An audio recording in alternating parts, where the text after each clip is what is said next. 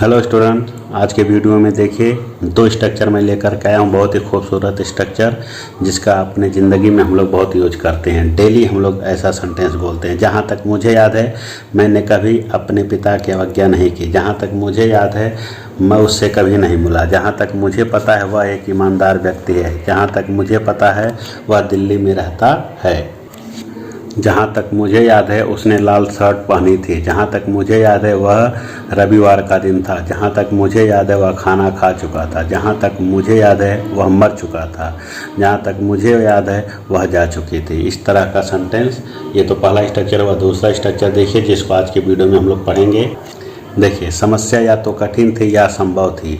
वह या तो आपका मित्र है या सहपाठी है। आप या तो अंदर आइए या बाहर चले जाइए।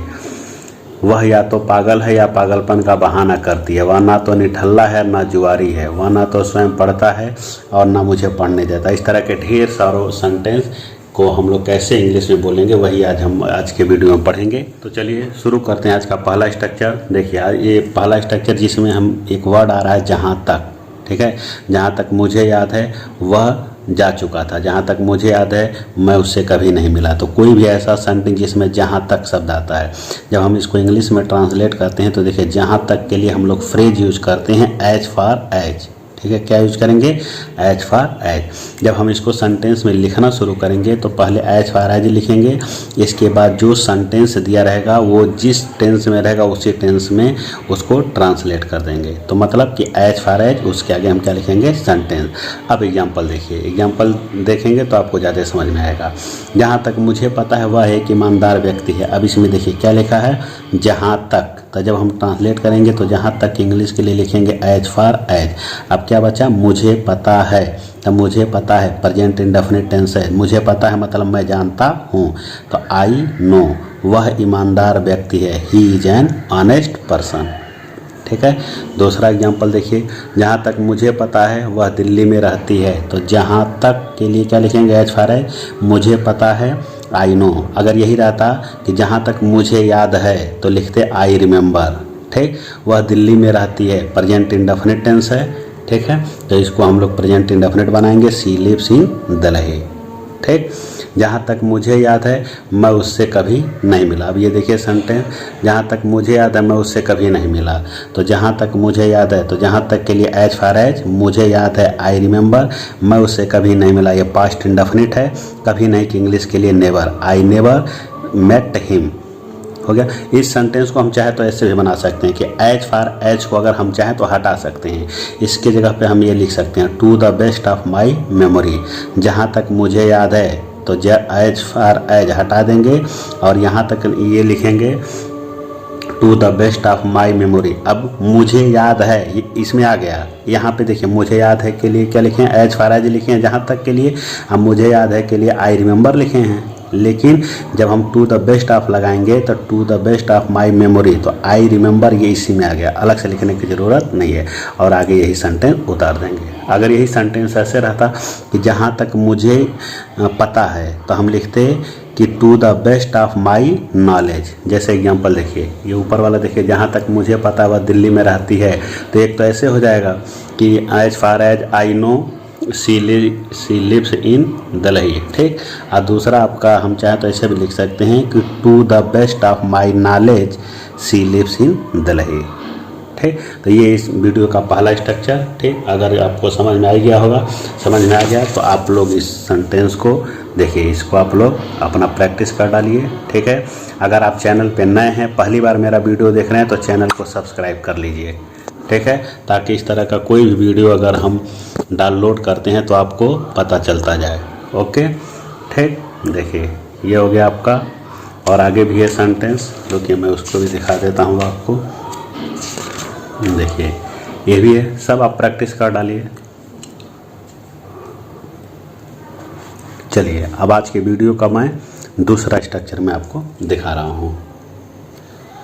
देखिए दूसरा स्ट्रक्चर है जिसमें आएगा वर्ड सेंटेंस। पहले आप देखिए सेंटेंस, देखिए पर उसके बाद आपको बताते हैं।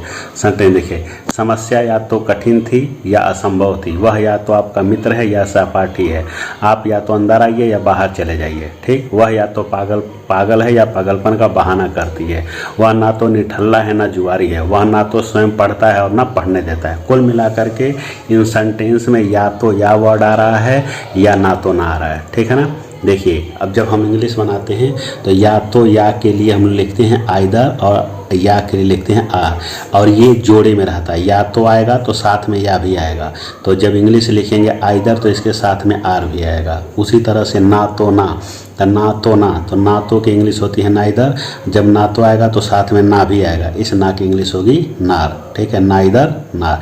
और ये कोरिलेटिव कंजक्शन होते हैं। क्या होते हैं? कोरिलेटिव। कोरिलेटिव का मतलब होता है ये हमेशा जोड़े में आते हैं, पेयर में। मतलब आइदर आएगा तो साथ में आर भी आएगा, नाइदर आएगा तो साथ में नार भी रहेगा, इसीलिए इनको हम लोग क्या कहते हैं? कोरिलेटिव कंजक्शन कहते हैं।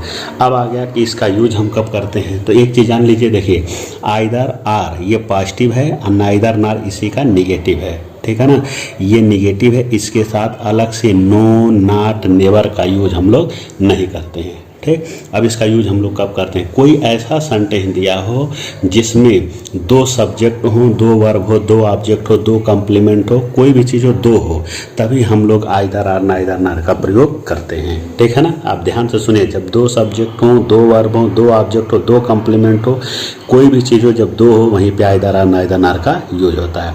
अब आ गया कि सेंटेंस में इसको लिखते कैसे हैं। देखिए कोई भी सेंटेंस जब हम लिखते हैं तो उसमें क्या आता है? या सब्जेक्ट पहले आता है, फिर वर्ब आता है, फिर ऑब्जेक्ट आता है, ये तो आता है।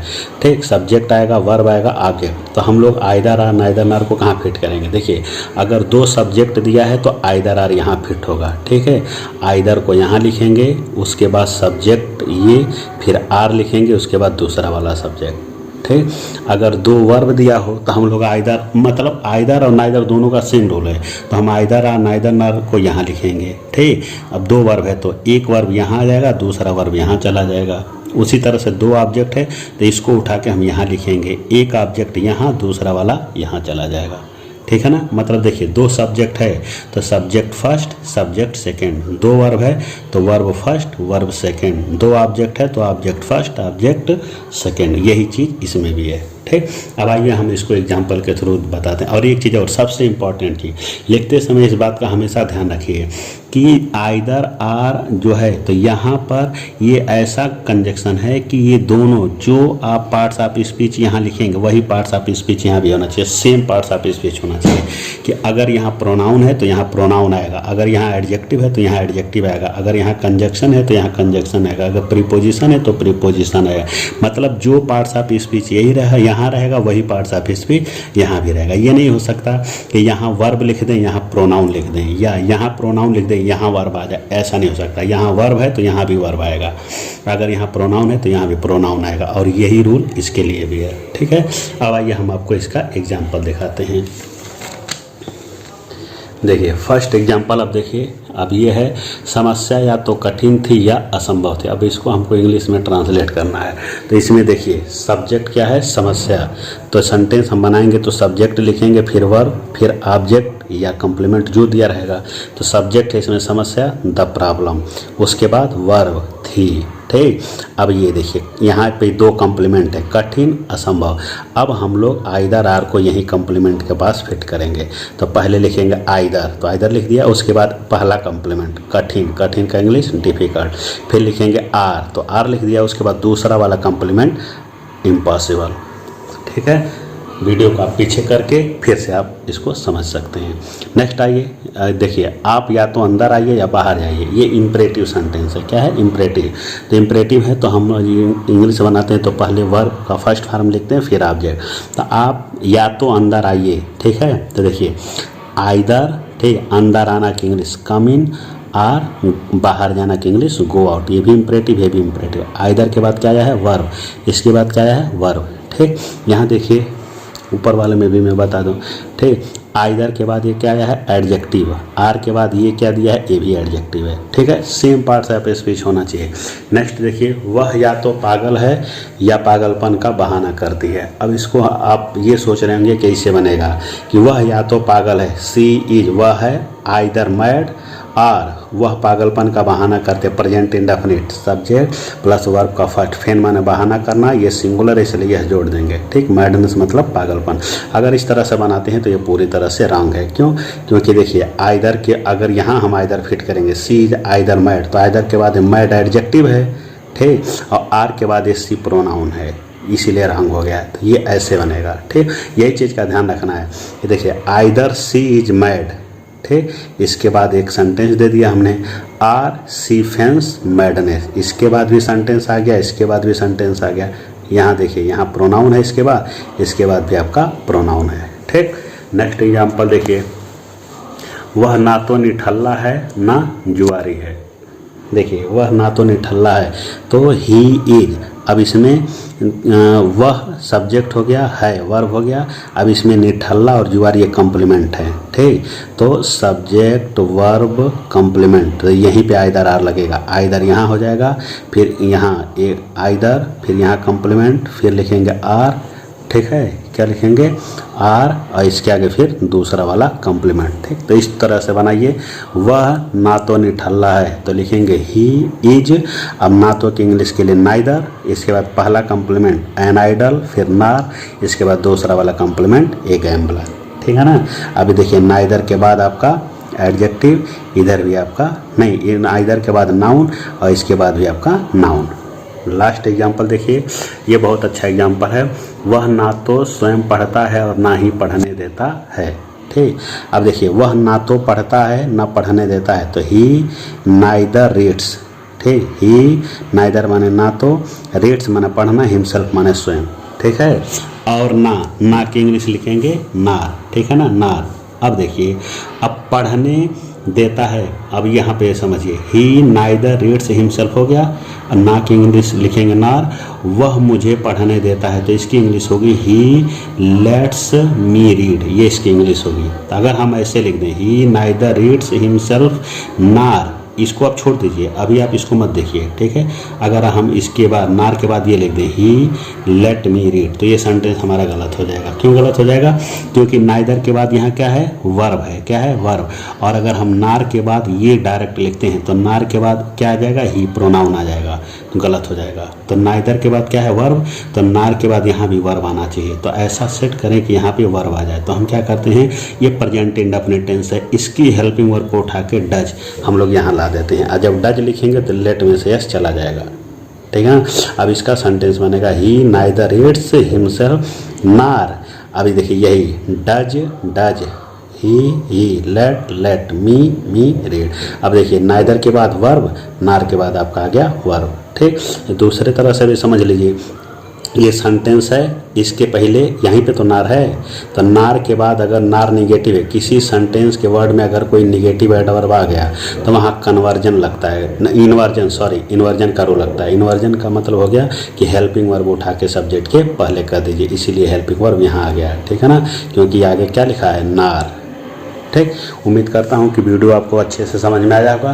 देखिए बार बार इस वीडियो को देखिए, समझ में आएगा, और समझ में आया तो आप सेंटेंस लगाइए और लाइक करिए वीडियो को, कमेंट करिए और शेयर भी करिए, ठीक। चलिए देखिए, ये आपका मैं स्ट्रक्चर सेंटेंस है, ये आप लोग अपना स्वयं प्रैक्टिस कर लीजिए। देखिए पढ़ने से कोई फ़ायदा नहीं, जब तक आप प्रैक्टिस नहीं करेंगे कोई फ़ायदा नहीं। तो ये इससे रिलेटेड सेंटेंस है, आप इसको कर लीजिए। फिर मैं वही कहूँगा कि वीडियो को लाइक करिए, कमेंट करिए और ज़्यादा से ज़्यादा इसको शेयर करिए, ठीक है। मिलते हैं नेक्स्ट वीडियो में फिर किसी अच्छे से टॉपिक के साथ, तब तक के लिए आपको थैंक्स।